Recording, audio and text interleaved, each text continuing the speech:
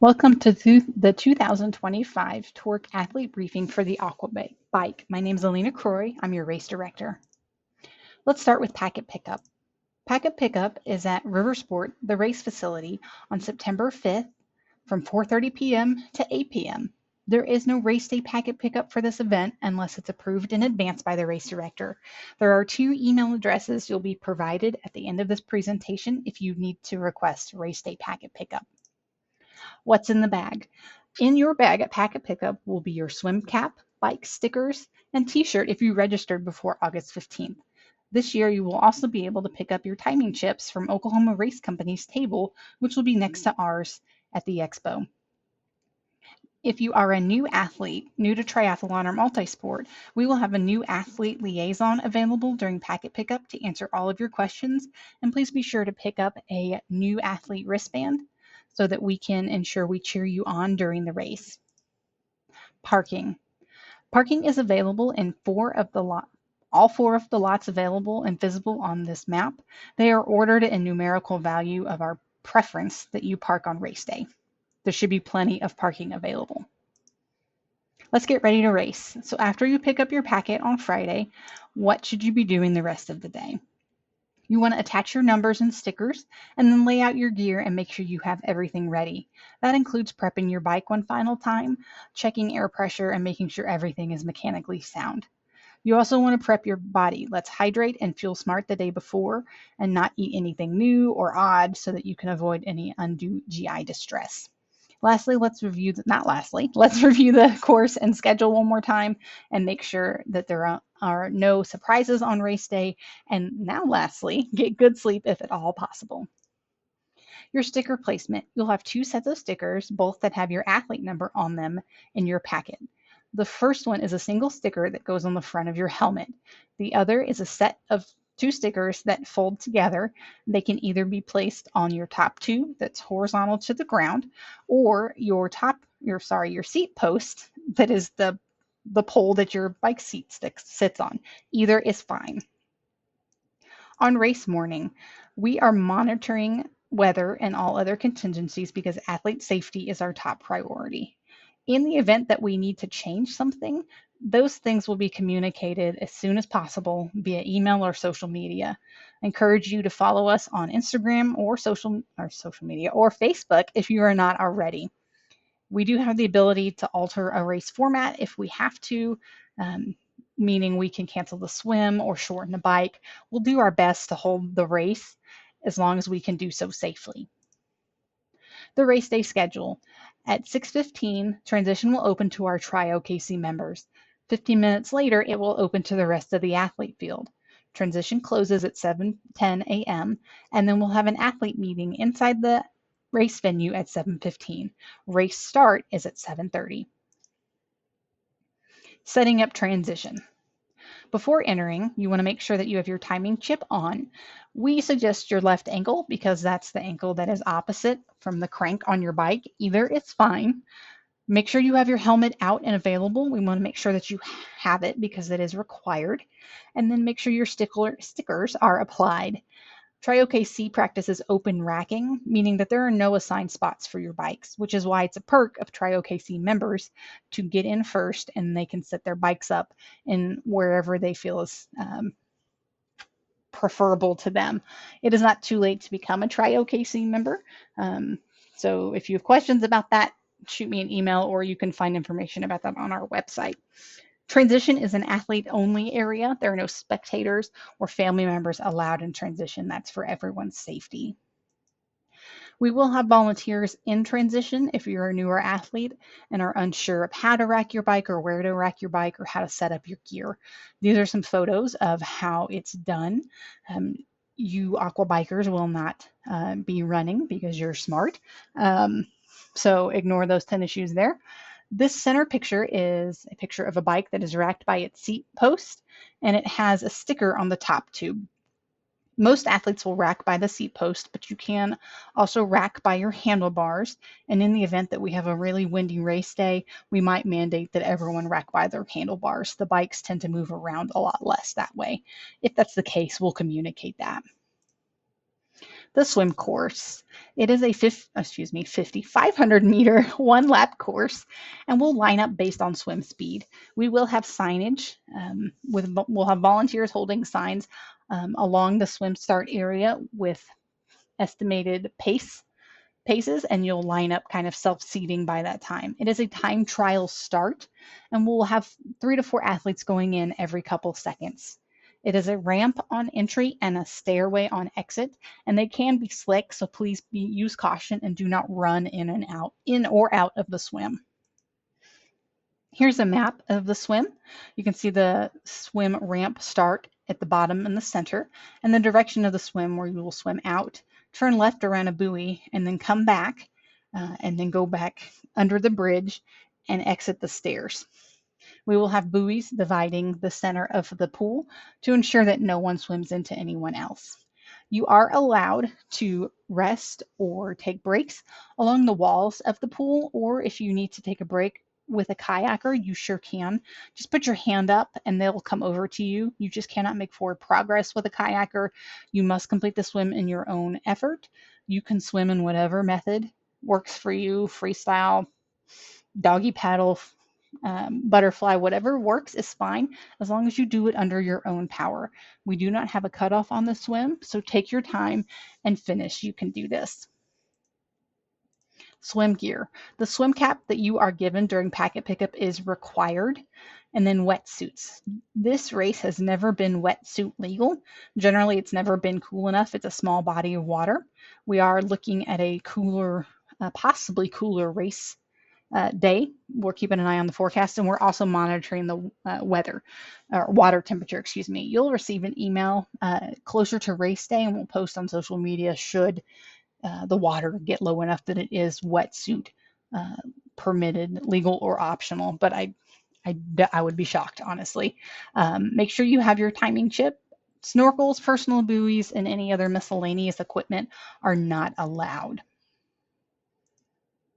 So T1, after you exit the swim, you will head on the sidewalk, which I'll show you a picture here in just a second, and enter transition from the east side. You will bike out on the west side. You'll leave your goggles, swim cap in the area down by your bike. And then it's important that you put your helmet on and clip it before you pick up your bike. And then once you walk your bike out of transition, you will keep walking it until you pass a generally red line that's on the ground with some cones and a volunteer called the mount line. This is to ensure we don't have someone riding into transition at ludicrous speed and causing injury to someone. This is the map showing you the swim exit, where we have some bathrooms available in River Sport, and then there are bathrooms outside of transition. That red cross shows you where the medical tent will be set up, and then that water cup right there shows you the aid station we'll have outside of transition. So this shows you on the swim exit, you can see the arrows show you the sidewalk that you'll follow around.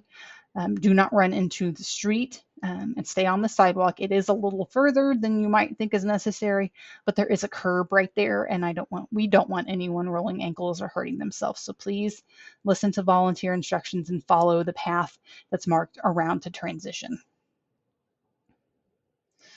This shows an athlete safely leaving transition prior to the dismount line. He's got his helmet on and clipped. And it also shows this guy has his sticker on his seat post instead of his top tube. So now you've seen the 2 locations where a bike sticker can go. So the bike course. The bike course is a 3-loop open course that's about 14 miles. It may be more than that depending on how straight you ride. It is important as an athlete, it's your responsibility to know the course. We will have Oklahoma City PD out and on the course at all major intersections. It is your responsibility to make sure you're paying attention to traffic. Police can't always control vehicles, so if you need to stop your bike to protect yourself, then stop. USAT rules do apply, including drafting. There's a 6 bike length drafting area. Once you enter the draft area for a bike in front of you, you have 25 seconds to pass. If you are a slower athlete or you're not passing, please stay on the right. You will have faster athletes pass you, or if you are passing, please stay on your left so that we can keep everyone safe. We will have SAG, which is assistance available on the bike course provided by our local bike shop wheeler dealer.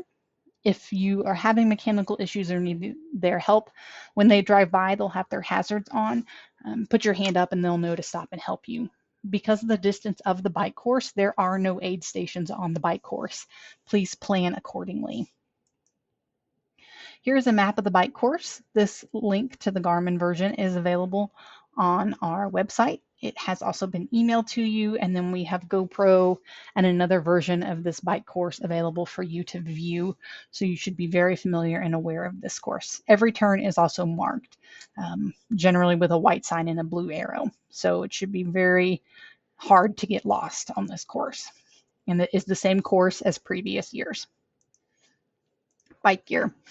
You want to make sure that you have a bike in safe working order. That includes brakes, tires, and steering. Also, we want to make sure that we have capped handlebars. We do have bar plugs that we'll have available on site if you do end up with a bike that does not have that.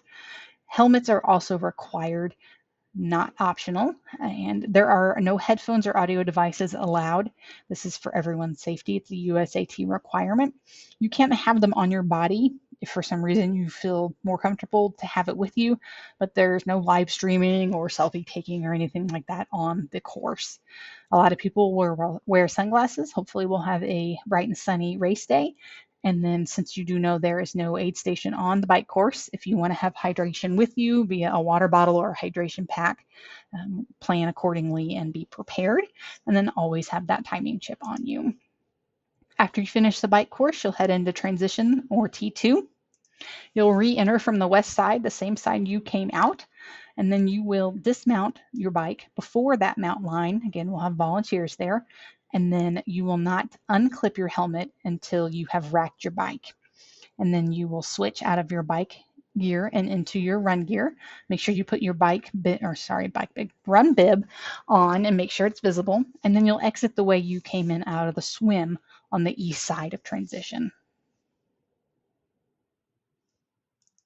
Oh, y'all aren't running. Did I leave that in there? Sorry, you're not running. Well, you put on your tennis shoes, but you don't have a bib. So once you just drop your stuff and then put on your tennies, and then you will go to the finish line because you're not running. So this is what your finish line looks like for the Aquabike. You will leave transition and then get back on the way you came out of the swim and follow it around, and you will go past the finish line on the south side and loop or cross it and come into the finish line. Please be mindful that there will be athletes coming from the other side into coming off the run to finish, but we'll have a volunteer there to help with traffic control. And so as you cross the finish line, make sure you enjoy your moment. We will have a photographer there to provide free athlete photos, so don't get caught checking your Garmin, smile. And we'll have water, Gatorade, and snacks at the finish. So you'll collect your finisher's medal. The medal for this year is the one on the far right. It's our biggest and shiniest one yet. And then due to the number of athletes that we have registered for the Aquabike, we will do overall winners, which is our top 3, male and female. They will receive certificates and a discounted race entry. And then usually in the week following the race, we will send out a post-race survey to all of our athletes. It's very short. Please take a couple minutes to fill it out. We take these seriously and review all of the comments. And then everyone that fills it out is entered into a drawing to win a race entry for next year. So if you enjoy this year's race, which I sincerely hope you will, take the survey. You'll have an opportunity to win a free entry for next year. In the event that you have questions about any of this or questions about anything at all, TRI-OKC is here for you. There are 2 email addresses here. The first one, triathlonclubofokc@gmail.com, is the club's email address. And then the second one, alina.croy@gmail.com, that is my personal email address. Feel free to reach out in the days leading up to the race or even afterwards, and we'll do our best to help you out. Lastly, thank you to our sponsors and partners. This is an amazing venue if you've never done this race before. It's wonderful, and this is the only multi-sport event in Oklahoma City. So it would not happen without the partnership of Riversport, our facility. So we're extremely thankful and grateful for them. They've been a great partner to work with. So we look forward to race day, and we hope you have a wonderful day. Thank you.